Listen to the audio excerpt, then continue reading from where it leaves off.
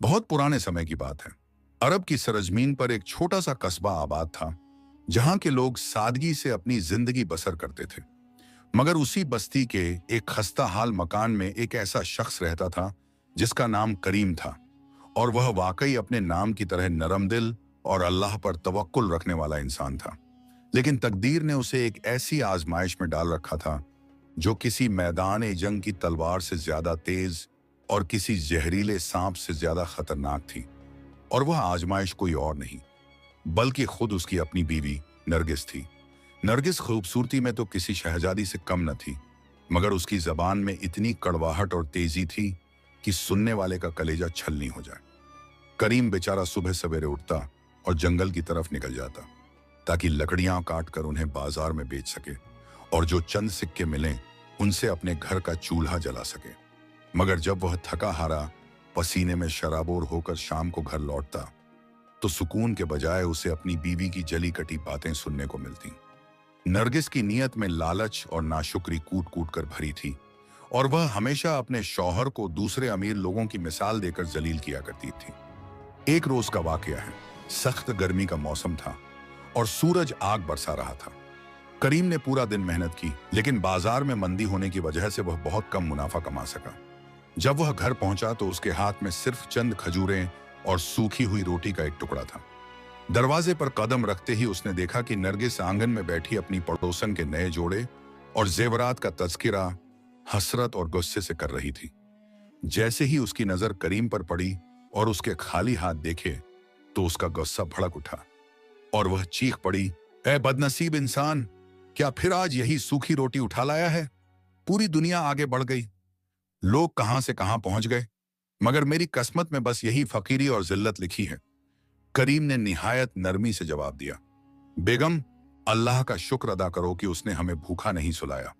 यह रिज्क हलाल है और इसमें बरकत होती है। मैं चोरी या धोखा तो नहीं कर सकता। यह सुनकर नरगिस का चेहरा गुस्से से तमतमा उठा और उसने वह रोटी का टुकड़ा उठाकर जमीन पर पटक दिया और कहने लगी, रख अपनी यह ईमानदारी अपने पास। मुझे यह बरकत नहीं चाहिए, मुझे वह आराम चाहिए जो मेरी सहेलियां उठा रही हैं। याद रखना करीम, अगर तुमने जल्द ही मेरे लिए अच्छे कपड़ों और जेवर का इंतजाम न किया तो मैं कोई ऐसा कदम उठाने पर मजबूर हो जाऊंगी जिसके बाद तुम किसी को मुंह दिखाने के काबिल नहीं रहोगे। ये अल्फाज किसी खंजर की तरह करीम के दिल में उतर गए, क्योंकि यह सिर्फ शिकायत नहीं थी बल्कि एक दबी हुई धमकी थी जो किसी भी शरीफ मर्द की गैरत को ललकारने के लिए काफी थी। नरगिस की फितरत में वह जहर घुल चुका था जो अक्सर इंसान को अपनों का दुश्मन बना देता है। वह भूल चुकी थी कि एक नेक बीवी अपने शौहर का लिबास होती है, न कि उसके लिए जिल्लत का सबब। करीम ने खामोशी से जमीन से वह रोटी उठाई, उसे साफ किया और पानी के साथ अपने हलक से नीचे उतारने लगा, जबकि नरगिस अब भी उसे कोसने में लगी हुई थी। तुम्हारी ये नमाजें और यह सब्र मुझे सोने के कंगन नहीं दिला सकते। मुझे लगता है कि मैंने तुमसे शादी करके अपनी जिंदगी बर्बाद कर ली है। मेरे वालिद तो मुझे किसी सौदागर के हवाले करना चाहते, पर मैं ही ना समझ थी। करीम जानता था कि इस वक्त शैतान उसकी बीवी के दिमाग पर हावी है, इसलिए उसने कोई जवाब नहीं दिया और दिल ही दिल में अल्लाह से दुआ की, या मालिक, मुझे इस आजमाइश में सब्र दे और मेरी अहलिया को हिदायत दे। रात गहरी होती गई और घर का माहौल किसी कब्रिस्तान की तरह सुनसान और बोझिल हो गया। करीम तो थकान से चूर होकर एक फटी हुई चटाई पर लेट गया, मगर नरगिस की आंखों में नींद नहीं थी, बल्कि उसके दिमाग में एक खिचड़ी पक रही थी। वह सोच रही थी कि कैसे वह अपनी ख्वाहिशात पूरी करे, चाहे इसके लिए उसे अपने शौहर की इज्जत का सौदा ही क्यों न करना पड़े। उसने तय कर लिया था कि अब वह खामोश नहीं बैठेगी और अपनी गरीबी का बदला अपने शौहर से लेगी। यह वह कष्ट था जब दुश्मन सरहद पर नहीं बल्कि घर के अंदर बिस्तर के बराबर में सोया हुआ था। और यही वह इम्तिहान है जो सबसे सख्त होता है, क्योंकि बाहर के दुश्मन से लड़ना आसान है, मगर जब घर का भेदी ही लंका ढाने पर आमादा हो तो इंसान की अक्ल और हिम्मत दोनों जवाब दे जाती हैं। अब देखना यह था कि करीम का सब्र जीतता है या नरगिस की लालच उसके घर को तबाह कर देती है। और इसी कशमकश में रात गुजर गई, मगर सुबह एक नए तूफान का पता दे रही थी। रात की वह मनहूस घड़ी गुजर गई और सुबह का सूरज तुलू हुआ, मगर करीम के आंगन में रोशनी के बजाय मायूसी का अंधेरा और गहरा हो चुका था। करीम ने अपनी नमाज अदा की और दुआ के लिए हाथ उठाए तो उसकी आंखों से आंसुओं की लड़ी जारी थी। वह अल्लाह से अपने घर के सुकून की भीख मांग रहा था। लेकिन जब वह मुसल्ले से उठा तो उसने देखा कि नरगिस ने न तो नाश्ते का कोई इंतजाम किया था और न ही उसकी तरफ निगाह उठाकर देखा था, बल्कि वह मुंह फेर कर बैठी रही जैसे कोई अजनबी हो। करीम ने अपने पेट पर पत्थर बांधने के मिसदाका पानी का एक घूंट पिया और अपनी पुरानी कुल्हाड़ी कंधे पर रखकर दरवाजे की तरफ बढ़ा। जाते जाते उसने दबी हुई आवाज में कहा, नरगिस, मैं कोशिश करूंगा कि आज शाम कुछ बेहतर ले आऊं, बस तुम अपना ख्याल रखना। मगर जवाब में उस बदबख्त औरत ने तंज करते हुए कहा, ख्याल तो मेरा कोई और ही रखेगा, तुमसे तो उम्मीद रखना ही बेवकूफी है। जाओ और तब तक वापस मत आना जब तक कोई ढंग की चीज ना लाओ। इन चुभते हुए तीरों को अपने सीने में उतारकर करीम घर से निकल गया। उस दिन उसने जंगल में हद से ज्यादा मेहनत की। सूखे दरख्तों को काटते हुए उसके हाथ के छाले फूट गए और खून रिसने लगा। धूप ने उसकी चमड़ी जला दी, मगर उसने दम न लिया। उसके जहन में बस अपनी बीवी की नाराजगी थी, जिसे वह दूर करना चाहता था। शाम ढले, जब वह लकड़ियां बेचकर कुछ पैसे लेकर बाजार गया, तो उसने अपनी भूख मिटाने के बजाय नरगिस के लिए एक सस्ता मगर चमकदार दुपट्टा खरीदा, ताकि शायद यह देखकर उसका दिल नरम पड़ जाए। लेकिन उसे क्या खबर थी कि उसके पीठ पीछे उसके घर में क्या कयामत गुजर चुकी है। जब वह उमंग और डर के मिले जुले जज्बात के साथ घर पहुंचा तो देखा कि संदूक का ताला टूटा हुआ था और सामान बिखरा पड़ा था। करीम के होश उड़ गए। उसने घबराकर आवाज दी, नरगिस, क्या हुआ? क्या कोई चोर आया था? तभी नरगिस अंदर से इतराते हुए बाहर आई। उसके गले में एक नया और भड़कीला हार था और होंठों पर एक जालिम मुस्कुराहट।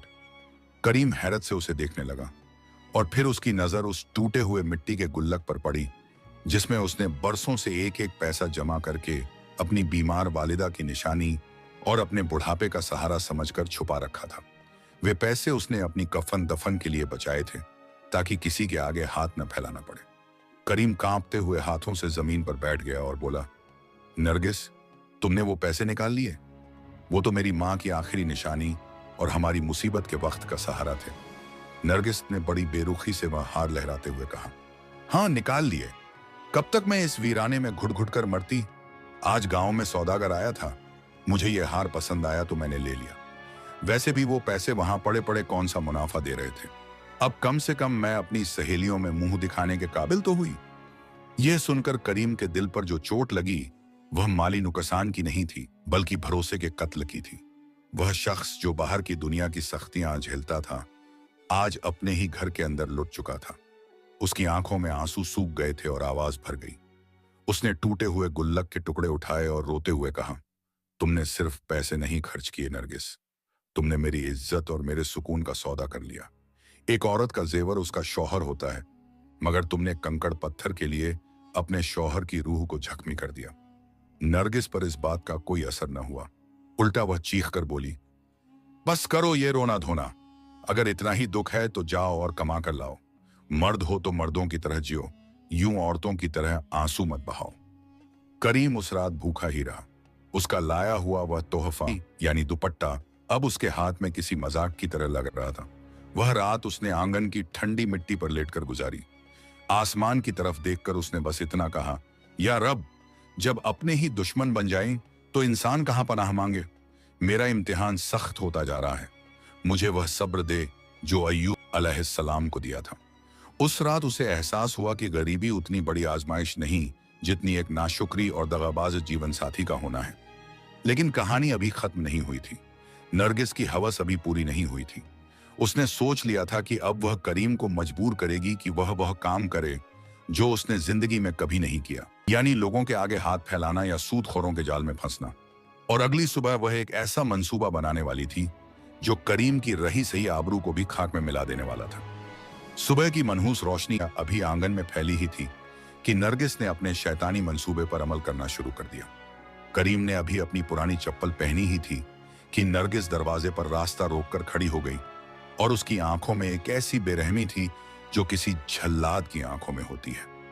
उसने करीम के हाथ से कुल्हाड़ी छीनकर दूर फेंक दी और सख्ती से बोली, आज तुम जंगल नहीं जाओगे और न ही वो बेकार लकड़ियां इकट्ठा करोगे जिनसे 2 वक्त की रोटी भी मुश्किल से मिलती है। आज तुम सीधे सेठ जमील की हवेली जाओगे और उनसे कर्ज मांग कर लाओगे। यह सुनकर करीम का दिल बैठ गया, क्योंकि सेठ जमील पूरे इलाके में अपनी बदजुबानी और सूदखोरी के लिए मशहूर था और वह गरीबों की मजबूरी का तमाशा बनाने में लुत्फ उठाता था। करीम ने गिड़गिड़ाते हुए कहा, नरगिस, खुदा के लिए मुझे वहां मत भेजो। वह शख्स मेरी गरीबी का मजाक उड़ाएगा। मैंने आज तक किसी के आगे हाथ नहीं फैलाया। मैं मेहनत मजदूरी करके तुम्हारी ख्वाहिश पूरी करने की कोशिश करूंगा, मगर मेरी सफेद पोशी का जनाजा मत निकालो। मगर नरगिस पर तो जैसे कोई भूत सवार था। उसने करीम का गिरेबान पकड़कर झिंझोड़ा और चिल्लाई, तुम्हारी ये खोखली इज्जत मेरे किसी काम की नहीं। पड़ोस में शादी है और सब औरतें नए जोड़े पहनकर आएंगी। अगर तुम शाम तक सेठ से पैसे लेकर ना आए तो मैं सबके सामने कहूंगी कि मेरा शौहर नामर्द है, जो अपनी बीवी की छोटी सी हसरत पूरी नहीं कर सकता, और फिर मैं ये घर छोड़कर चली जाऊंगी। यह सुनकर करीम की आंखों से टपकने वाले आंसू भी पत्थर हो गए। एक मर्द के लिए इससे बड़ी जिल्लत और क्या होगी कि उसकी शरीके हयात ही उसकी मर्दानगी पर सवाल उठा दे। वह बेचारा हारे हुए जुआरी की तरह सर झुकाकर घर से निकल पड़ा। उसके कदम मन मन भर के भारी हो रहे थे। रास्ते में हर जानने वाला उसे सलाम कर रहा था, मगर करीम को लग रहा था कि सब उसकी मजबूरी पर हंस रहे हैं। जब वह सेठ जमील की हवेली पहुंचा तो वहां पहले से कई लोग मौजूद थे। दरबान ने उसे धक्के देकर दूर खड़ा कर दिया। करीम घंटों धूप में खड़ा रहा, यहां तक कि उसके होंठ सूख गए और चक्कर आने लगे। जब सेठ बाहर आया तो करीम ने कांपते होंठों से अपनी बात कही। सेठ जमील ने एक जोर का ठहाका लगाया और भरी महफिल में सबको सुनाते हुए कहा, अरे देखो लोगों, ये वही करीम है ना जो बड़ी बड़ी ईमानदारी की बातें करता था। आज अपनी बीवी के शौक पूरे करने के लिए भिखारियों की तरह मेरे दर पर खड़ा है। वहां मौजूद लोग हंसने लगे और करीम का सर शर्म से जमीन में गड़ गया। उस पल उसे महसूस हुआ कि उसकी रूह मर चुकी है। सेठ ने कुछ सिक्के उसकी तरफ ऐसे फेंके जैसे किसी कुत्ते के आगे हड्डी डाली जाती है। करीम ने वो पैसे जमीन से उठाए और उन्हें अपनी मुट्ठी में भींच लिया। ये पैसे नहीं थे, बल्कि उसकी आबरू की राख थे। वह लड़खड़ाता हुआ घर वापस आया और वो पैसे नरगिस के हाथ पर रख दिए। उस वक्त करीम की आंखों में एक ऐसी वीरानी थी जो चीख चीख कर कह रही थी कि आज तुमने अपने शौहर को कत्ल कर दिया है। मगर नरगिस ने पैसे गिनते हुए खुशी से कहा, देखा, मैं कहती थी ना कि तुम्हारे पास पैसे लाने के तरीके हैं, बस तुम जानबूझकर कंजूसी करते हो। उसने एक बार भी करीम के मुरझाए हुए चेहरे और उसकी आंखों में बसी मौत को नहीं देखा। करीम चुपचाप वहां से उठा और घर के पिछवाड़े बनी एक अंधेरी कोठरी में जाकर बैठ गया, जहां वह अक्सर तन्हाई में रोया करता था। आज उसकी बर्दाश्त की हद खत्म हो चुकी थी, मगर किस्मत ने अभी उसके लिए एक और बड़ा सदमा लिख रखा था, क्योंकि जिस सेठ से वह पैसे लाया था वह एहसान करके भूलने वाला नहीं था, बल्कि अब वह करीम की इस मजबूरी का फायदा उठाकर कुछ ऐसा मांगने वाला था जो करीम की जिंदगी को हमेशा के लिए तबाह कर देता। और इधर नरगिस अपनी जीत के नशे में चूर होकर अगले कदम की तैयारी कर रही थी। कोठरी के उस घुप अंधेरे में बैठा करीम अपने वजूद को समेटने की नाकाम कोशिश कर रहा था। उसकी हालत उस परिंदे जैसी थी जिसके पर काट दिए गए हों और फिर उसे ऊंची उड़ान भरने का ताना दिया जा रहा हो। बाहर से नरगिस के पायल की छन छन और उसके गुनगुनाने की आवाज आ रही थी, जो करीम के जख्मों पर नमक छिड़कने जैसा काम कर रही थी। वह औरत जिसके लिए उसने अपनी जिंदगी की सबसे कीमती चीज, अपनी आबरू, को बाजार में नीलाम कर दिया था, वह इस वक्त आईने के सामने बैठी अपनी संवरी हुई सूरत को निहार रही थी और इस बात से बिल्कुल बेखबर थी कि दीवार के उस पार उसका शौहर जिंदा लाश बन चुका है। नरगिस ने उन पैसों से न सिर्फ अपने लिए भड़कीली पोशाक खरीदी थी, बल्कि अपने हाथों और पैरों को सजाने के लिए मेहंदी और चूड़ियां भी ले आई थी। जब वह तैयार होकर आंगन में निकली तो शाम ढल रही थी। उसने करीम के कमरे के दरवाजे पर लात मारी और बड़े गुरूर से बोली, ए मनहूस आदमी, बाहर निकलो और देखो, क्या मैं किसी नवाब की बेगम से कम लग रही हूं? आज जब मैं शादी में जाऊंगी तो सबकी आंखें फटी की फटी रह जाएंगी। और खबरदार, जो तुमने वहां आकर अपनी रोती हुई सूरत दिखाकर मेरा रंग फीका किया, तुम घर पर ही रहना और घर की हिफाजत करना। करीम धीरे से लड़खड़ाता हुआ बाहर आया। उसकी आंखें सूजी हुई थीं और चेहरा किसी बीमार की तरह पीला पड़ चुका था। उसने एक नजर अपनी बीवी पर डाली, जो वाकई खूबसूरत लग रही थी, मगर उस खूबसूरती के पीछे छुपा हुआ वह काला दिल करीम को साफ दिखाई दे रहा था। उसने थकी हुई आवाज में कहा, नरगिस, मैं कहीं नहीं जाऊंगा। मुझ में अब चलने की भी ताकत नहीं है, मगर खुदा के लिए जल्दी वापस आ जाना। मेरा दिल घबरा रहा है, मुझे लगता है कि कुछ बुरा होने वाला है। नरगिस ने हंसते हुए अपना दुपट्टा लहराया और तंज करते हुए कहा, तुम्हारे दिल को तो हमेशा घबराहट ही होती है, डरपोक इंसान। मैं देर से आऊंगी, मुझे वहां खूब दावत उड़ानी है। तुम्हारे घर में तो वैसे भी सूखे टुकड़ों के सिवा कुछ नहीं रखा। यह कहकर वह अपनी सहेलियों के साथ इठलाती हुई चली गई और करीम उस वीराने मकान में तन्हा रह गया। भूख से उसकी अंतड़ियां कुलबुला रही थीं, मगर गले से पानी का घूंट भी उतरना मुश्किल था। अभी नरगिस को गए हुए कुछ ही देर हुई थी कि अचानक दरवाजे पर जोर जोर से दस्तक हुई। करीम ने डरते डरते दरवाजा खोला तो सामने सेठ जमील का वह जालिम मुंशी खड़ा था, जिसके हाथ में एक मोटा सा कागज था और उसके साथ 2 तवाना पहलवान खड़े थे। मुंशी ने करीम को देखते ही धक्का दिया और वह जमीन पर गिर पड़ा। मुंशी ने वह कागज करीम के मुंह पर मारा और चीख कर बोला, सुन बे कंगाल, सेठ साहब ने कहा है कि तूने जो पैसे लिए हैं वह तो कर्ज हैं ही, मगर उस कर्ज की जमानत के तौर पर यह कागज रखवा लिया गया है। अगर तूने अगले जुमे तक पैसे वापस नहीं किए और सूद अदा नहीं किया तो यह मकान सेठ साहब के नाम हो जाएगा। यह रहा गिरवीनामा। इस पर सेठ ने तेरे अंगूठे का निशान तभी लगवा लिया था जब तू बेहोशी के आलम में पैसे लेने आया था। करीम के पैरों तले से जमीन निकल गई। उसने गिड़गिड़ाकर मुंशी के पैर पकड़ लिए और रोने लगा। नहीं, यह नहीं हो सकता। यह मकान मेरे बाप दादा की निशानी है। यही तो एक छत है मेरे सर पर। अगर यह छिन गई तो मैं अपनी बीवी को लेकर कहां जाऊंगा? सेठ ने मेरे साथ धोखा किया है। मुझे बताया नहीं गया था कि मैं घर गिरवी रख रहा हूं। मुंशी ने लात मारकर करीम को परे हटाया और हंसते हुए कहा, अब रोने से कुछ नहीं होगा। या तो पैसे लाओ या फिर सड़क पर कटोरा लेकर बैठने की तैयारी करो। वैसे भी तेरी बीवी के शौक देखकर लगता है कि यह घर तो बिकना ही था। यह कहकर वे लोग चले गए और करीम वहीं मिट्टी में पड़ा रह गया। उसकी आंखों के सामने अंधेरा छा गया।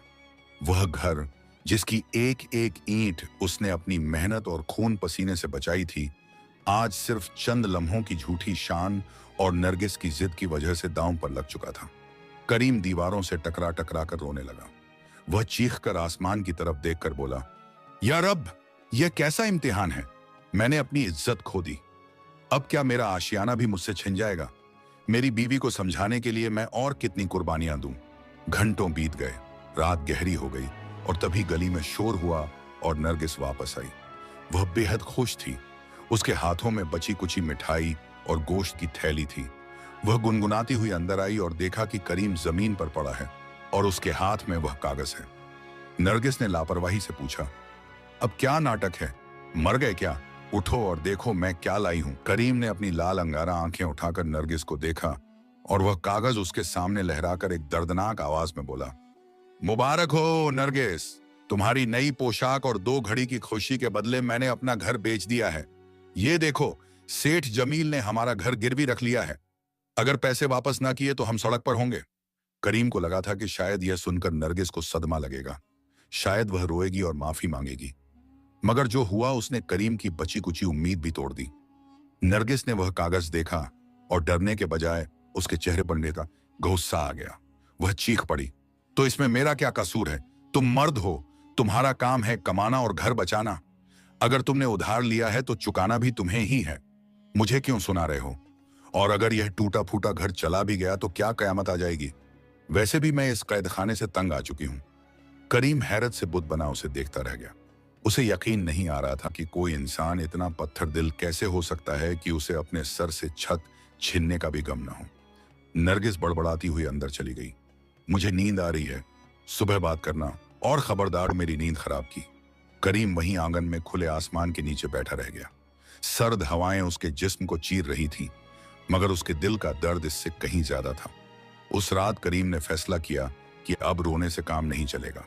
उसे अपनी बीवी की इस लालच की आग को बुझाने के लिए कुछ बड़ा करना होगा या फिर खुद को इस आग में झोंक देना होगा। उसकी नजर कोने में रखी उस पुरानी रस्सी पर पड़ी जो वह लकड़ियां बांधने के लिए इस्तेमाल करता था। शैतान ने उसके कान में फुसफुसाया, खत्म कर दे यह किस्सा करीम, न तू रहेगा न ये जिल्लत रहेगी। मगर फिर उसे अपने मरहूम बाप की नसीहत याद आई कि बेटा, खुदकुशी हराम है और सब्र सबसे बड़ी ताकत है। करीम ने वह ख्याल झटक दिया, मगर अब वह अंदर से मर चुका था। सुबह जब हुई तो करीम की आंखों में एक अजीब सी वीरानी और खामोशी थी। यह वह खामोशी थी जो तूफान से पहले होती है। उसने तय कर लिया था कि अब वह नरगिस से कोई शिकायत नहीं करेगा, बल्कि खामोशी से वह करेगा जो तकदीर उससे करवाएगी। अगले दिन उसने अपने घर का बचा कुचा सामान, यहां तक कि अपने पहनने के कपड़े और बर्तन, सब एक पोटली में बांध लिया ताकि उन्हें बेचकर सेठ का कुछ सूद चुका सके। जब नरगिस की आंख खुली और उसने घर खाली देखा तो शर्मिंदा होने के बजाय वह करीम पर झपट पड़ी। तुम ये क्या कर रहे हो? मेरे दहेज के बर्तन क्यों ले जा रहे हो? करीम ने पहली बार नरगिस की आंखों में आंखें डालकर एक ऐसी ठंडी और सख्त आवाज में जवाब दिया जिसने नरगिस को भी एक पल के लिए सहमा दिया। उसने कहा, ये बर्तन नहीं है, ये मेरी खाल है जो मैं उतार कर ले जा रहा हूं ताकि तुम्हारे सर पर छत रहे। आज के बाद अगर तुमने अपनी जबान से एक लफ्ज भी शिकायत का निकाला तो याद रखना नरगिस, मैं भूल जाऊंगा कि तुम मेरी बीवी हो। करीम पोटली उठाकर चला गया, मगर कहानी अभी अपने सबसे दर्दनाक मोड़ पर आनी बाकी थी, क्योंकि सेठ जमील ने सिर्फ घर लेने का मंसूबा नहीं बनाया था, बल्कि उसने नरगिस को भी अपने जाल में फंसाने की तैयारी कर ली थी। और नरगिस की लालच अब उसे एक ऐसी दलदल में धकेलने वाली थी जहां से वापसी का कोई रास्ता नहीं था। और बेचारा करीम अनजान था कि वह जिस घर को बचाने के लिए अपना खून बेचने जा रहा है, वह घर असल में अंदर से ही खोखला हो चुका है। करीम अपने ही घर के बर्तन और वे चंद चीजें जो उसकी गृहस्थी की आखिरी निशानी थी, उन्हें एक गठरी में उठाए बाजार की तरफ जा रहा था। उसके हर कदम के साथ उसका दिल बैठता जा रहा था, क्योंकि ये सिर्फ पीतल और तांबे के बर्तन नहीं थे, बल्कि ये उसकी माँ की वे यादें थीं जो उन्होंने मरते वक्त उसे दी थीं कि बेटा, जब कभी बहुत बुरा वक्त आए तो इन्हें बेचकर अपनी इज्जत बचा लेना। आज वह वक्त आ गया था, मगर करीम को लग रहा था कि वह अपनी माँ का सौदा करने जा रहा है। बाजार में पहुंचकर जब वह एक पुराने कबाड़ी की दुकान पर रुका और उसने कांपते हाथों से वह गठरी खोली, तो दुकानदार ने बड़ी ही हकारत से उन चीजों को देखा और तंज करते हुए बोला, करीम मियाँ, अब घर के बर्तन बेचने की नौबत आ गई। सुना है तुम्हारी बीवी के शौक बहुत नवाबी हैं। यह सुनकर करीम का सर शर्म से झुक गया। उसने धीमी आवाज में कहा, भाई मुझे ताने मत दो, बस इनकी मुनासिब कीमत लगा दो, मुझे एक कर्ज चुकाना है। दुकानदार ने उसकी मजबूरी का फायदा उठाते हुए उन कीमती बर्तनों के दाम मिट्टी के बराबर लगा दिए। करीम जानता था कि यह जुल्म है, मगर वह कर भी क्या सकता था। उसने चुपचाप वे चंद सिक्के लिए और अपनी आंखों के आंसू पोंछते हुए सीधे सेठ जमील की हवेली की तरफ चल दिया। वहां पहुंचकर उसने वे पैसे मुंशी की मेज पर रखे और हाथ जोड़कर बोला, मुंशी जी, ये लीजिए सूद की रकम, अब तो मेरा घर मेरे पास रहने दीजिए। मुंशी ने पैसे गिने और एक मक्काराना हंसी हंसते हुए कहा, अरे करीम, यह तो सिर्फ पिछले महीने का सूद हुआ, अभी तो असल रकम वैसे की वैसे ही खड़ी है। और सुन, सेठ साहब ने कहा है कि अगर अगली बार पैसे लाने में देर हुई तो घर के साथ साथ तेरी वो खूबसूरत बीवी के जेवर भी उतरवा लिए जाएंगे। करीम के तन बदन में आग लग गई, मगर वह खामोश रहा, क्योंकि गरीब का गुस्सा सिर्फ उसकी अपनी ही जान जलाता है। वहां से खाली हाथ और भरे हुए दिल के साथ वापस लौटा, लेकिन उसे खबर नहीं थी कि जब वह अपनी इज्जत बचाने के लिए बाजार में जलील हो रहा था, ठीक उसी वक्त उसके घर में शैतान एक नया खेल खेल रहा था। करीम की गैर मौजूदगी में सेठ जमील ने अपनी एक पुरानी और चालाक दासी को नरगिस के पास भेजा था।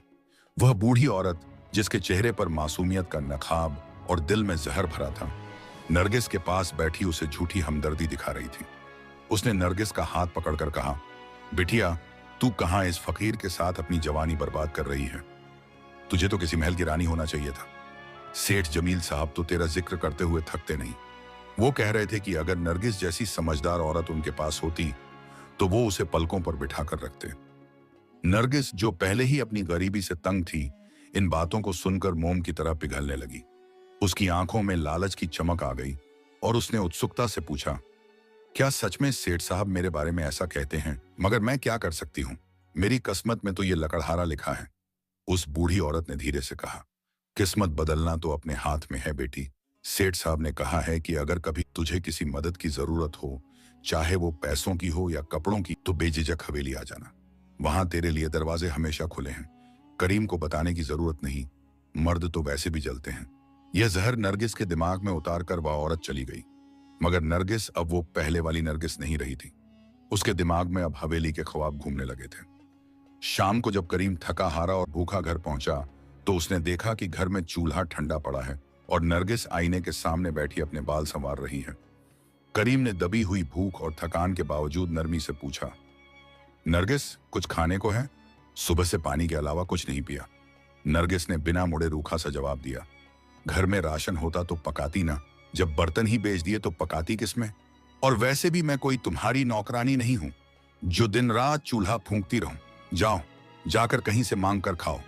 करीम का दिल टूटकर बिखर गया। वह चुपचाप उठा और पानी का एक बड़ा कटोरा भरकर पी गया ताकि पेट की आग बुझ सके। उस रात करीम को नींद नहीं आई। वह आंगन में लेटा आसमान के तारों को देख रहा था और सोच रहा था कि आखिर कहां कमी रह गई उसकी मोहब्बत में। क्यों उसकी कुर्बानियां इस औरत को दिखाई नहीं देती। मगर दूसरी तरफ नरगिस जाग रही थी, लेकिन किसी और वजह से। वह सोच रही थी कि करीम के साथ रहकर उसे सिर्फ जिल्लत मिल रही है, जबकि सेठ की हवेली में आराम और दौलत उसका इंतजार कर रही है।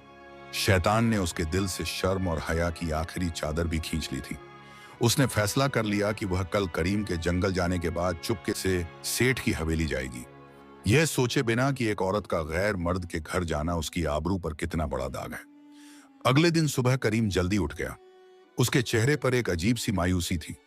जाते वक्त वह नरगिस के पास रुका और बहुत देर तक उसे सोते हुए देखता रहा, जैसे उसका दिल कह रहा हो कि यह आखिरी बार है जब वह उसे इस हाल में देख रहा है। उसने धीरे से नरगिस के सर पर हाथ रखा और फुसफुसाया, अल्लाह तुम्हें हिदायत दे नरगिस, मैं अपनी जान देकर भी तुम्हें खुश रखने की कोशिश कर रहा हूं। मगर नरगिस ने नींद में झटके से उसका हाथ हटा दिया। करीम एक गहरी आह भरकर लकड़ी काटने जंगल चला गया। इधर जैसे ही करीम की आंख ओझल हुई, नरगिस उठी।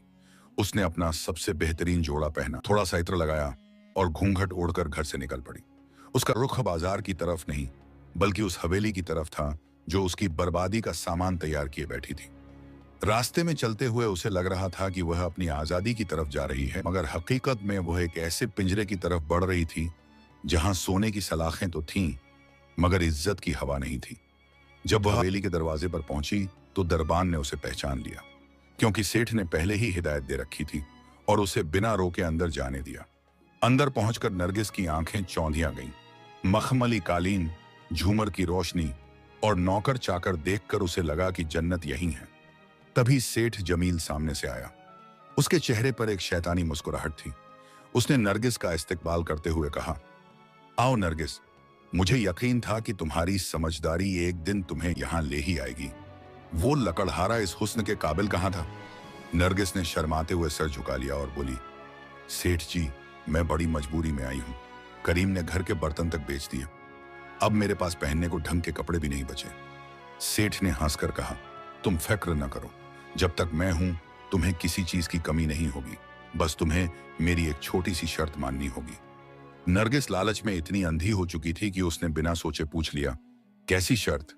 सेठ ने उसके करीब आकर धीरे से कहा, तुम्हें वो गरीब खाना यानी करीम का घर छोड़ना होगा। मैं तुम्हें शहर में एक अलग मकान लेकर दूंगा, मगर वहां करीम कभी नहीं आएगा। तुम्हें उसे हमेशा के लिए भूलना होगा। यह सुनकर एक पल के लिए नरगिस का दिल धड़का। आखिर करीम उसका शौहर था। उसने उसके नखरे उठाए थे, मगर सामने रखी हुई मोतियों की माला और रेशमी कपड़ों ने उसके जमीर का गला घोंट दिया। उसने थोड़ी देर खामोश रहने के बाद हाँ में सर हिला दिया। उधर जंगल में करीम को अचानक एक ठोकर लगी और उसकी कुल्हाड़ी हाथ से छूटकर उसके पांव पर जा गिरी। खून का फव्वारा फूट पड़ा। करीम दर्द से कराह उठा, मगर उसके मुंह से मां के बजाय नरगिस निकला। उसे बेसबब घबराहट होने लगी। उसे लगा जैसे उसका घर जल रहा हो। वह खून से लथपथ पांव के साथ लंगड़ाता हुआ घर की तरफ भागा। रास्ते में लोग उसे हैरत से देख रहे थे, मगर उसने किसी की परवाह नहीं की। जब वह हांफता हुआ घर पहुंचा तो देखा कि दरवाजा खुला पड़ा है और घर सुनसान है। उसने आवाज दी, नरगिस, नरगिस, मगर वहां खामोशी थी। पड़ोस की एक औरत ने दीवार से झांक कर कहा, अरे करीम भाई, क्यों चीख रहे हो? तेरी बीवी तो सज धज कर बड़े सेठ की हवेली की तरफ गई है, मैंने खुद देखा है। यह सुनते ही करीम के पैरों तले से जमीन नहीं बल्कि पूरी दुनिया खिसक गई। उसे अपने कानों पर यकीन नहीं आया। वह चीखा, नहीं, यह झूठ है। मेरी नरगिस जिद्दी हो सकती है, नाशुक्री हो सकती है, मगर वो बदकिरदार नहीं हो सकती। मगर पड़ोसन की हमदर्दी भरी नजरों ने बता दिया कि यह सच है। करीम वहीं दरवाजे की चौखट पर गिर पड़ा। उसका जख्मी पांव खून बहा रहा था और उसकी आंखें खून के आंसू रो रही थीं। आज उस गरीब का इम्तिहान अपने उरूज पर था। उसने अपनी आबरू के लिए भूख सही, जिल्लत सही, मेहनत की, मगर आज उसी की आबरू ने उसे बाजार में नंगा कर दिया था। करीम ने आसमान की तरफ चेहरा उठाया और एक ऐसी दर्दनाक चीख मारी जिसने आसपास के परिंदों को भी उड़ा दिया। या अल्लाह, मौत दे दे, मुझे मौत दे दे, मैं यह बोझ अब और नहीं उठा सकता। मगर मौत इतनी आसानी से कहां आती है। अभी तो उसे जीते जी मरना था। अभी तो उसे वह मंजर देखना था जब वह अपनी आंखों से अपनी बीवी को गैरों की महफिल की जीनत बनते देखेगा। और यही वह मोड़ है जहां इंसान पत्थर बन जाता है। करीम अपने घर की चौखट पर मिट्टी और खून में लथपथ पड़ा था। पड़ोसन के वे अल्फाज, नरगिस सेठ की हवेली गई है, उसके कानों में पिघले हुए शीशे की तरह उतर गए थे। उसका पांव जख्मी था जिससे लगातार खून बह रहा था, मगर उसके दिल का जख्म इतना गहरा था कि उसे जिस्मानी दर्द का एहसास ही खत्म हो चुका था। वह कुछ देर तक बेजान पत्थर की तरह जमीन पर पड़ा आसमान को घूरता रहा, जैसे पूछ रहा हो, क्या मेरी वफादारी का यही सिला था? आसपास के लोग जमा होने लगे थे। कुछ अफसोस कर रहे थे तो कुछ दबे हुए हंस रहे थे कि देखो, बड़ा परहेजगार बनता था, आज इसकी बीवी ने ही इसकी इज्जत का तमाशा बना दिया। लोगों की यह फुसफुसाहट करीम के जख्मों पर नमक छिड़कने का काम कर रही थी। अचानक करीम के अंदर एक अजीब सी जुनूनियत जागी। उसे लगा कि शायद यह झूठ है, शायद नरगिस किसी मजबूरी में गई हो, शायद वह वहां कैद हो। इसी झूठी तसल्ली का सहारा लेकर वह लड़खड़ाता हुआ उठा। उसका जख्मी पांव जमीन पर पड़ते ही दर्द की एक तीखी टीस उठी, मगर उसने दांत भींचकर उस दर्द को पी लिया और लंगड़ाता हुआ हवेली की तरफ चल पड़ा। रास्ते में उसका खून सड़क पर निशान छोड़ता जा रहा था। लोग उसे पागल समझकर रास्ता छोड़ रहे थे। उसकी आंखें फटी हुई थीं, बाल बिखरे हुए थे। वह किसी जिंदा इंसान के बजाय कब्र से निकला हुआ मुर्दा लग रहा था। बाजार से गुजरते हुए उसे वह दुकान दिखी जहां से उसने कभी नरगिस के लिए चूड़ियां ली थीं।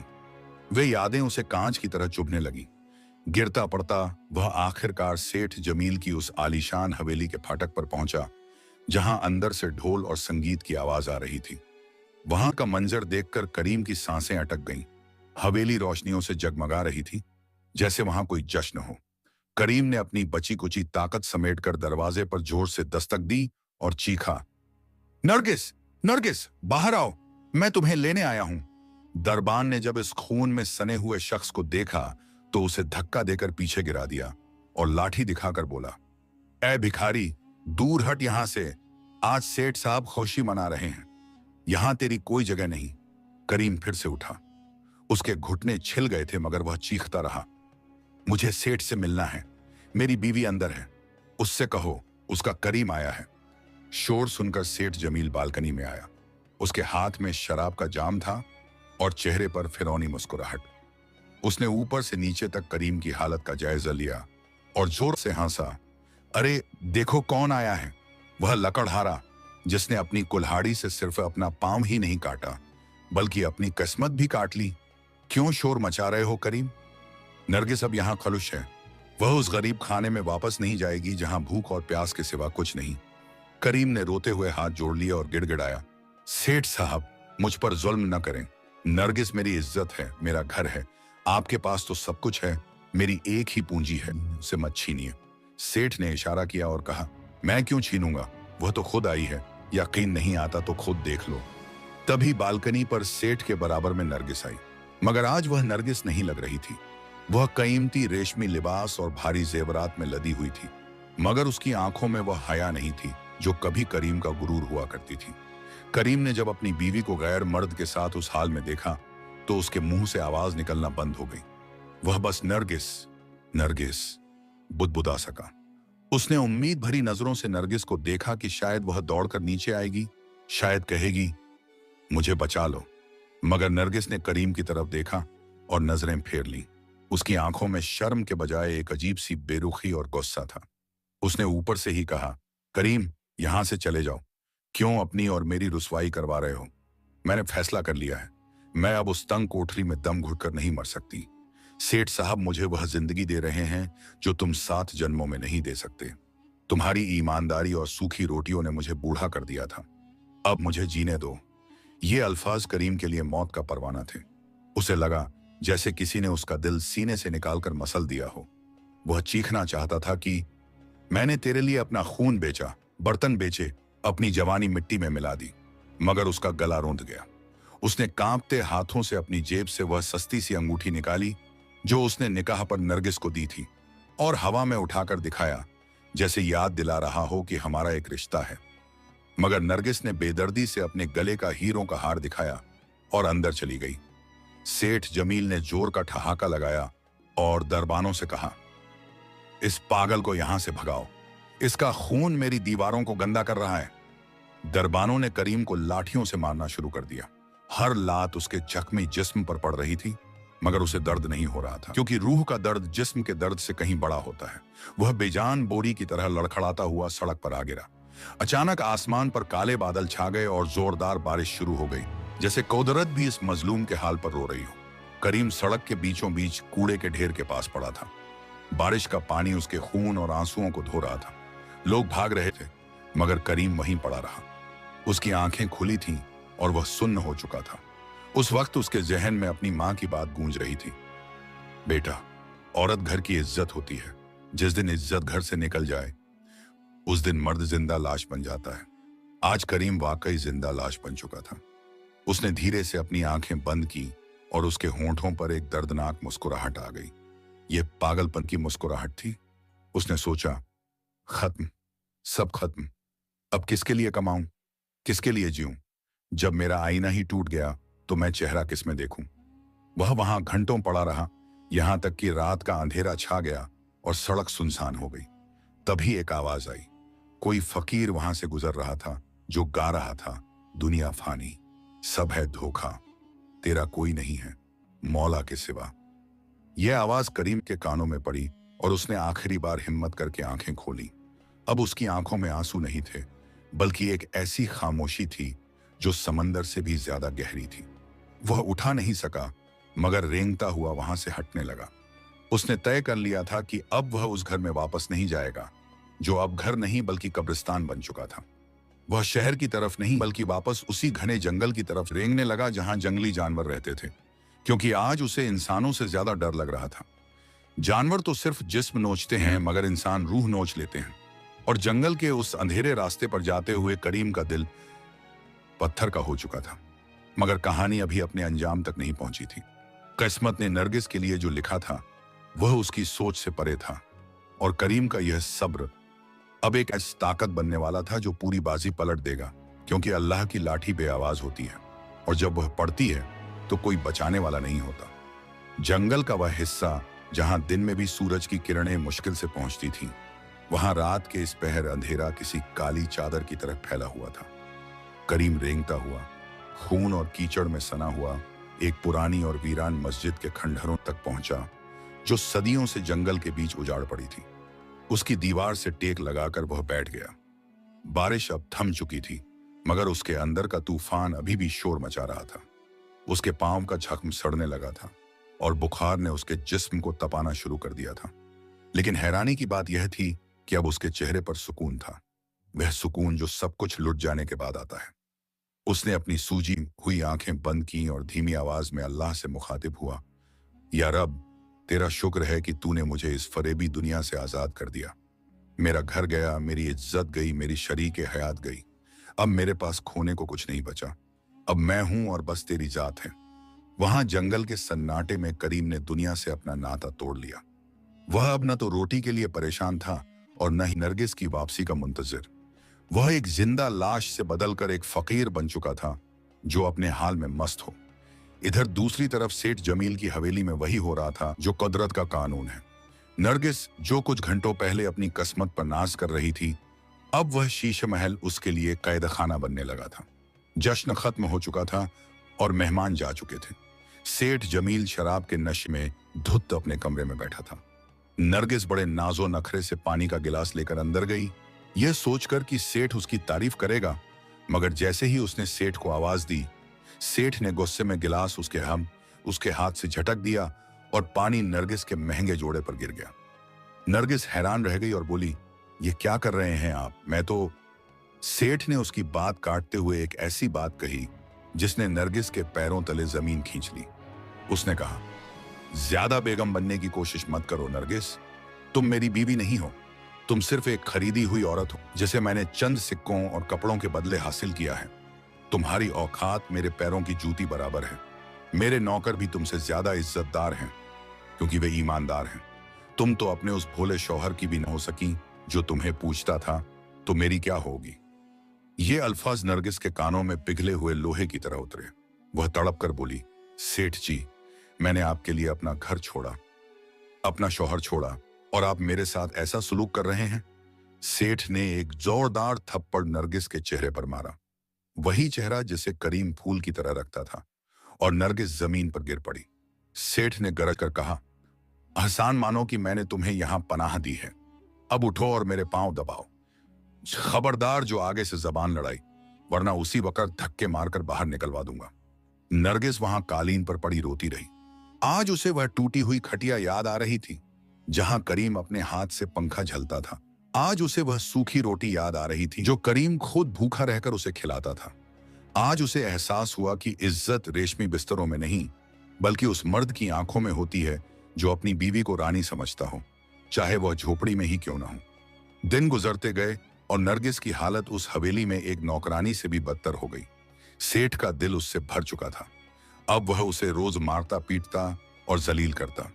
नरगिस का वह रूप रंग जो उसका गुरूर था, अब रोने धोने और गम की वजह से मुरझा गया था। आंखों के नीचे काले गड्ढे पड़ गए थे। एक रात जब सेठ ने उसे अपने दोस्तों के सामने नाचने का हुक्म दिया तो नरगिस की बची खुची गैरत जाग उठी। उसने इनकार किया तो सेठ ने उसे बालों से पकड़कर घसीटा और हवेली के बड़े दरवाजे पर ले आया, वही दरवाजा जहां कुछ दिन पहले करीम ने भीख मांगी थी। सेठ ने नरगिस को जोर से धक्का दिया और वह सड़क की धूल में जा गिरी। सेठ ने चीख कर कहा, निकल जा मेरी हवेली से, तेरी जैसी बदनसीब औरत मनहूस होती है। जब से तू आई है मेरा कारोबार नीचे जा रहा है। जा वापस अपने उस कंगाल शौहर के पास, अगर वह जिंदा हो तो।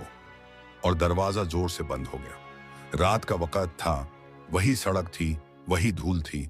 फर्क बस इतना था कि पहले वहां वफा यानी करीम झकमी पड़ी थी और आज वहां बेवफाई यानी नरगिस जलील हो रही थी। नरगिस सड़क पर बैठी चीख चीख कर रोने लगी, करीम, करीम, मुझे माफ कर दो, मैं भटक गई थी, मुझे बचा लो। मगर वहां कोई नहीं था। आसपास के कुत्ते भौंक रहे थे और हवाएं उसकी हिचकियां उड़ा रही थीं। नरगिस ने सोचा कि वह वापस अपने पुराने घर जाए। शायद करीम वहां हो, शायद वह उसे माफ कर दे। वह नंगे पांव फटे हुए कपड़ों में, क्योंकि सेठ ने उसके जेवर और महंगे कपड़े उतरवा लिए थे, अपने पुराने मोहल्ले की तरफ भागी। रास्ते में हर कंकड़ उसे चुभ रहा था, जैसे कह रहा हो, यह वही रास्ता है जिस पर करीम खून बहाता हुआ गया था। गिरते पड़ते जब वह अपने पुराने घर पहुंची तो देखा कि वहां ताला लगा है और मकान सेठ के आदमियों ने सील कर दिया है। पड़ोसन ने खिड़की खोली और नरगिस को उस हाल में देखकर बोली, अरे आ गई वापस, मगर अब किसके पास आई हो? वह फरिश्ता तो कब का चला गया, सुना है जंगल की तरफ गया था। लोग कह रहे थे कि शायद मर गया होगा, क्योंकि उस हालत में कोई जिंदा नहीं बचता। यह सुनकर नरगिस के मुंह से एक ऐसी चीख निकली जिसने रात का सन्नाटा चीर दिया। उसे अपनी सांसें रुकती हुई महसूस हुई। उसका पछतावा अब उसके गले का फंदा बन चुका था। उसने दीवारों पर सिर पटकना शुरू कर दिया। मैंने उसे मार दिया, मैंने अपने हाथों से अपनी जन्नत को आग लगा दी। मगर अब रोने का वक्त गुजर चुका था। अब वक्त था हिसाब का। नरगिस पागलों की तरह जंगल की तरफ भागी, वही जंगल जहां से लोग डरते थे। वह करीम, करीम गश्ती पुकारती हुई कांटों और झाड़ियों में घुस गई। उसका जिस्म छिल रहा था, कपड़े तार तार हो रहे थे, मगर वह रुक नहीं रही थी। उसे बस एक बार करीम के कदमों में गिरकर मरना था। उसे माफी नहीं चाहिए थी, उसे बस यह देखना था कि उसका करीम जिंदा है या नहीं। जंगल का वह हिस्सा जहां इंसान दिन में भी कदम रखने से घबराता था, वहां रात के उस पहर मौत का रक्स चल रहा था। नरगिस पागलों की तरह भाग रही थी। उसके रेशमी लिबास जो कभी उसकी शान थे, अब झाड़ियों में फंसकर तार तार हो चुके थे। कांटे उसके नंगे पैरों को छलनी कर रहे थे और खून की बूंदें उसके पीछे एक लकीर बना रही थीं। मगर आज उसे दर्द का एहसास नहीं था, क्योंकि उसके अंदर का जमीर जाग उठा था, जो उसे हर पल कचोट रहा था। वह हर आहट पर रुकती और चीख कर पुकारती, करीम, करीम, कहाँ हो? जवाब दो, मैं आ गई हूं, मैं वापस आ गई हूं। मगर जंगल की खामोशी उसकी आवाज को निगल जाती। हवाएं साएं साएं कर रही थीं, जैसे उसे डरा रही हों। गिरते पड़ते ठोकरें खाते हुए वह आखिरकार उस वीरान मस्जिद के खंडहरों तक पहुंची, जहां चांद की मध्यम रोशनी में उसे एक साया नजर आया जो दीवार से टेक लगाए बैठा था। नरगिस का दिल जोर से धड़कने लगा। वह लड़खड़ाते कदमों से करीब गई और जो मंजर उसने देखा उसने उसकी रूह को कांपने पर मजबूर कर दिया। वहां करीम बैठा था, या शायद करीम का ढांचा बैठा था। उसका चेहरा बिल्कुल सफेद पड़ चुका था, होंठ सूखे और नीले थे, और उसका वह झकमी पांव सूजकर काला पड़ चुका था जिस पर मक्खियां भिनभिना रही थीं। मगर हैरानी की बात यह थी कि उसके चेहरे पर कोई तकलीफ नहीं थी, बल्कि एक अजीब सा नूर और सुकून था, जैसे कोई मुसाफिर अपनी मंजिल पर पहुंचकर आराम कर रहा हो। नरगिस चीख मारकर उसके कदमों में गिर पड़ी और अपना सिर उसके झकमी पांव पर रखकर फूट फूट कर रोने लगी। वह तड़पते हुए बोली, करीम, आंखें खोलो, देखो मैं आ गई हूं, तुम्हारी नरगिस आ गई है। मुझे माफ कर दो, मैं भटक गई थी, मुझे शैतान ने बहका दिया था। उठो करीम, हम घर चलेंगे। मैं अब कभी तुमसे कुछ नहीं मांगूंगी, हम सूखी रोटी खा लेंगे, मैं तुम्हारी गुलामी करूंगी, बस एक बार मुझे देख लो। नरगिस के गर्म आंसू जब करीम के ठंडे पड़ते जिस्म पर गिरे तो करीम ने धीरे से अपनी भारी पलकों को उठाया। उसकी नजरों में अब पहचानने की ताकत खत्म हो रही थी। उसने धुंधली नजरों से नरगिस को देखा और एक कमजोर सी मुस्कुराहट उसके होंठों पर आ गई। वह मुस्कुराहट जिसमें न कोई शिकायत थी, न कोई गुस्सा, बस एक थकान थी। उसने बहुत धीमी आवाज में, जो मुश्किल से सुनाई दे रही थी, कहा, कौन?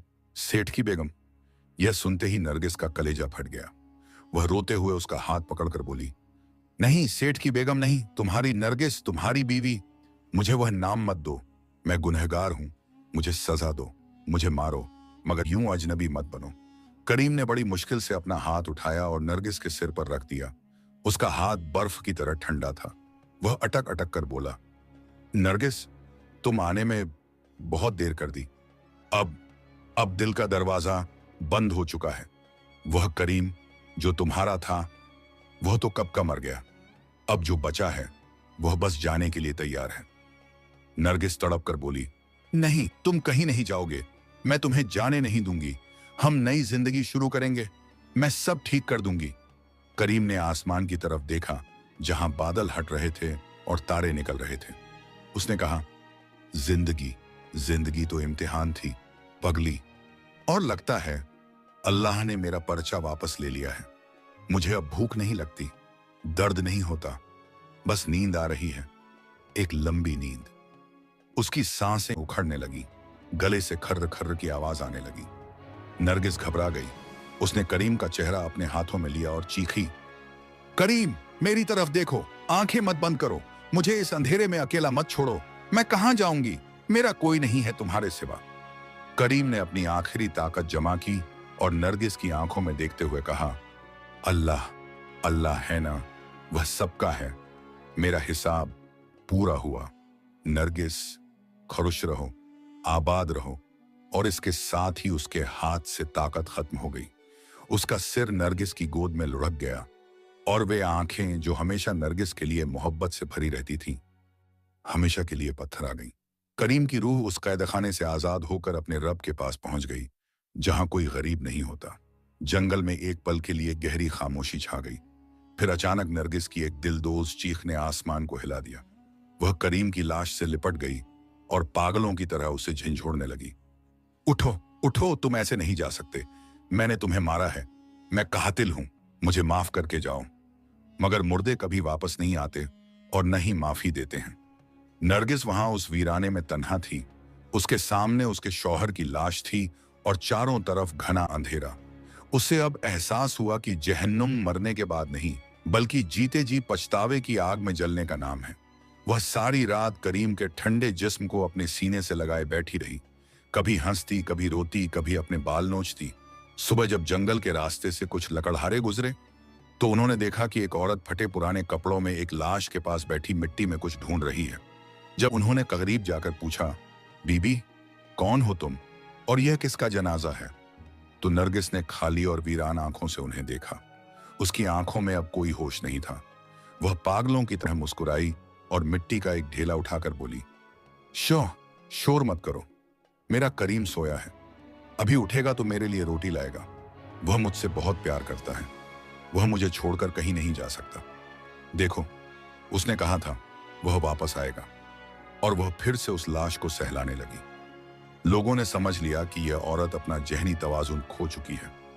करीम का इम्तिहान खत्म हो चुका था और वह कामयाब होकर दुनिया से चला गया। मगर नरगिस का इम्तिहान अब शुरू हुआ था, एक ऐसा इम्तिहान जिसका कोई किनारा नहीं था। और वह जंगल आज भी उस औरत की चीखों और पागलपन का गवाह है, जो आज भी वहां दर दर भटकती है और हवाओं में करीम को तलाश करती है। कहानी के पन्नों पर खून और आंसू सूख चुके हैं, मगर इस दास्तान की गूंज आज भी सुनाई देती है। और यह सिर्फ करीम या नरगिस की कहानी नहीं है, बल्कि आज के दौर के हर उस घर की कहानी है जहां सुकून सामान को तरजीह दी जा रही है। इस कहानी से सबसे पहला और सबसे बड़ा सबक यह मिलता है कि नाशुक्री वह आग है जो सबसे पहले उसी घर को जलाती है जिसमें वह पैदा होती है। नरगिस के पास वह सब कुछ था जो एक खुशहाल जिंदगी के लिए जरूरी होता है, एक वफादार, मेहनती और मोहब्बत करने वाला शौहर। मगर उसने अल्लाह की दी हुई सूखी रोटी की कदर नहीं की और दूसरों की चमक दमक देखकर अपना ही चिराग तोड़ दिया। याद रखिए, दूसरों की थाली का घी हमेशा ज्यादा नजर आता है, मगर उस घी के पीछे छुपी हुई जिल्लत दिखाई नहीं देती। इंसान को चाहिए कि वह अपने हाल पर अल्लाह का शुक्र अदा करे। जो सूखी रोटी इज्जत के साथ खाई जाए वह उस मुर्ग मुसल्लम से 1000 दर्जे बेहतर है जो तानों और बेइज्जती के साथ खाया जाए। दूसरा गहरा सबका मियां बीवी के रिश्ते की नजाकत है। बीवी अपने शौहर का लिबास होती है और शौहर अपनी बीवी का मुहाफिज। जब घर की औरत ही अपने मर्द की गरीबी का तमाशा बनाने लगे और उसकी मजबूरी को उसकी कमजोरी समझ ले, तो वह मर्द बाहर की दुनिया से तो लड़ सकता है, सताई है, मगर घर के अंदर की जंग हार जाता है। करीम की मौत सिर्फ बीमारी या जख्म से नहीं हुई थी, बल्कि वह उसी पल मर गया था जब उसकी शरीक ए हयात ने उसकी इज्जत का सौदा कर लिया। औरत घर की बुनियाद होती है, अगर बुनियाद हिल जाए तो महल कितना भी ऊंचा क्यों ना हो, उसे गिरने में देर नहीं लगती। तीसरा और आखिरी सबक है मकाफात ए अमल। दुनिया गोल है और वक्त का पहिया घूमता है। जिस सेठ जमील ने करीम की गरीबी का मजाक उड़ाया और नरगिस की इज्जत से खेला, वह भी सुकून नहीं पा सका। और नरगिस ने जो बोया वही काटा। अल्लाह की पकड़ ढीली हो सकती है, मगर छूटती नहीं। वक्त से पहले और किस्मत से ज्यादा किसी को कुछ नहीं मिलता। और जो लोग गलत रास्तों से या शॉर्टकट ढूंढकर खुशी पाना चाहते हैं, उनका अंजाम नरगिस जैसा ही होता है। न इधर के रहते हैं न उधर के। इसलिए सुनने वालों, अपने घरों को महल बनाने की फिक्र में घर मत तोड़ देना, क्योंकि ईंट पत्थर के मकान फिर बन सकते हैं। पैसा दोबारा कमाया जा सकता है, मगर टूटे हुए दिल, मरी हुई इज्जत और गुजरा हुआ वक्त कभी वापस नहीं आता। अपने जीवन साथी का हाथ उस वक्त सबसे मजबूती से थामो जब वह खाली हाथ हो, क्योंकि यही वह इम्तिहान है जहां असली मोहब्बत और वफा परखी जाती है। अल्लाह हम सबको सब्र और शुक्र की दौलत से मालामाल करे और लालच जैसी बुराई से महफूज रखे। आमीन।